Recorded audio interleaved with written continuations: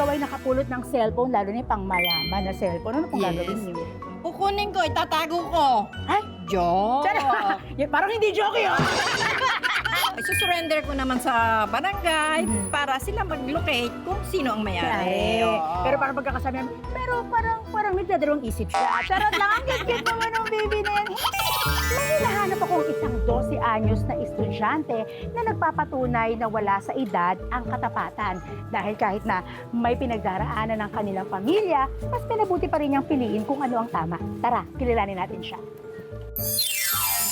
Hello, RJ! Naku, para naman nagulat kita. Ako ang iyong pera godmother. Naku, alam mo ba, ang dami ko narinig na magaganda about you, ha? Ichika mo nga sa akin kasi ang sabi sa akin, ikaw daw ay nagsauli ng isang mamahaling cellphone. Anong klaseng cellphone ba yung sinuli mo? Anong klaseng iPhone? iPhone 17 Pro Max. iPhone 17 Pro Max. Ikwento mo kung paano napunta sa'yo yung cellphone. Ano bang ginagawa mo nung araw na yon? Namalakad po. Tapos pag ano ko po dun sa manggaan, may cellphone. Kala ko lang po kay cellphone pala 17 Pro Max. Curious ako. Nung nahanap mo ba siya, hindi mo ba siya naisip na akin na to? Isipin ko sana po papasok na no. Uwi na lang, bibigay ko po kay mama siya magsole. Tapos nakita ko po yung nag-aari, yung nakamotor. Tapos ito po nabigay ko. Ano yung naramdaman mo nung nalaman mong yung anak mo isinuli yung iPhone? Nagulat nga po ako, tsaka masaya po kasi hindi ko ma-expect na kasi na babalik niya din yun.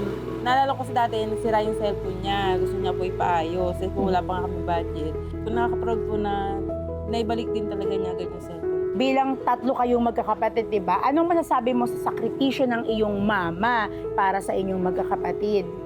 Hindi po kami napababayaan. At saka balita ko, ikaw daw ay scholar. Anong grade ka na ba ngayon? 7 po. 7. Ano ang pangarap mo paglaki mo? Police. Sa murang edad mo ay napatunayan mo na ang tunay na yaman ay ang pagkakaroon ng mabuting asal at katapatan. Kaya naman, alam na alam kong deserving kang maipakilala kay ate ko rin. Ready ka na bang sumama sa akin? Tignan mo ako, RJ, tignan mo ako. Sama ka sa akin? Let's go! Pero Godmother, where are you? Ate ko rin! Kasama ko si Mami Joanna at ang napakamatamad na si RJ. Uy, mag-nanay pa yung nandito. Oo. Wow, RJ! Naisip mo talagang isole? Mabuti alam mo kung kanino isosoli yon. Opo. Bakit kilala mo yung nakaiwan? Opo, yung ano po, yung kilala ko po yun eh. Ganon. May pangalan ba yung cellphone? Wala po. Wala. Pero ikaw, may cellphone ka na bang ganon? iPhone 17? Wala pa po. Hindi mo ba pangarap magkaroon? Hindi po. Hindi naman. Ganun ba yon? Ano ba ang nangyari? Nung kinuwento niya sa'yo, anong reaksyon mo? Ano ma'am, natuwa po ako ate ko rin. Kasi po, hindi ko po na-expect na naibalik niya po yung cellphone doon mismo sa tao. Kasi po naghahanap po siya eh. Pabalik-balik na po, nakarating na po ng Alabang, Espeletas, Concepcion. Hindi po nila makita. Tapos siya po, nakita niya po, akala nga po niya case lang po siya, dinampot niya po. Pagtingin niya, nagulat po siya, cellphone po eh. May profile po kasi ng tsinelas, kaya nalaman niya po yung May may-ari. tsinelas? Oo. Baka sa'yo yun, ate ko rin. Kaya nga. Nalaman po niya yung may-ari po ng tsinelas.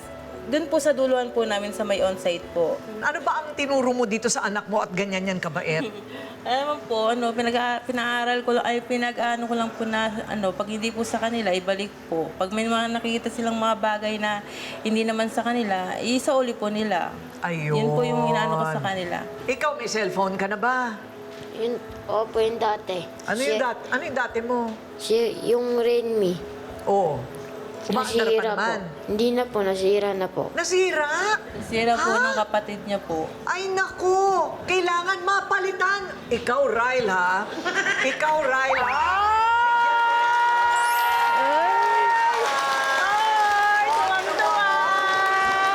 Ate ko rin, tama-tama, meron tayong brand new cellphone para kay RJ!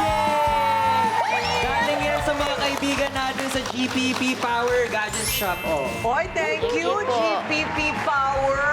You're so generous. Ganda yan natin ko rin, octa-core. O, hindi ba?